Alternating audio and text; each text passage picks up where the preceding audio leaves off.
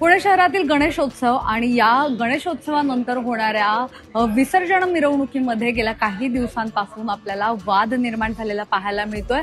वेगवेगळ्या मंडळांकडून वेगवेगळ्या पत्रकार परिषदा घेतले जातात आणि या पत्रकार परिषदेमध्ये आपल्या भूमिका आणि आपले निर्णय मांडले जातात। यामुळेच या विसर्जन मिरवणुकी संदर्भात आता एक नवा वाद निर्माण झालेला आपल्याला पाहायला मिळतोय आणि याच पार्श्वभूमीवर आज पुणे पोलीस आयुक्तालयात एक तातडीची बैठक पुण्यातील काही गणेश मंडळ जे आहेत महत्त्वाची त्यांच्याकडून बोलवण्यात आलेली आहे आणि त्यांच्याकडून त्यांचे मुद्दे जे आहेत ते मांडले जात आहेत। जसं आपण मागच्या काही दिवसांपासून ऐकतोय की गणेश विसर्जन मिरवणुकीच्या दुसऱ्या दिवशीच ग्रहण लागणार आहे, त्यामुळे ज्या मिरवणुका आहेत सर्व त्या 24 तासाच्या आतमध्ये संपवायच्या आहेत असं मागणी जी आहे ती केली जाते। त्यामुळे प्रत्येक गणपती मंडळामध्ये एकच पथक ठेवायचं आणि सकाळी 7 वाजल्यापासून या मिरवणुकींना सुरुवात करायची अशी मागणी पुणे शहरातील वेगवेगळ्या गणेश मंडळ जे आहेत त्यांच्याकडून केली जाते आणि हेच संपूर्ण मुद्दे घेऊन आज पुणे पोलीस आयुक्तालयात पुणे पोलीस आयुक्त आणि इतर विविध जे झोन वाईज डीसीपी असतील यांच्या उपस्थितीत एक बैठक पार पडते।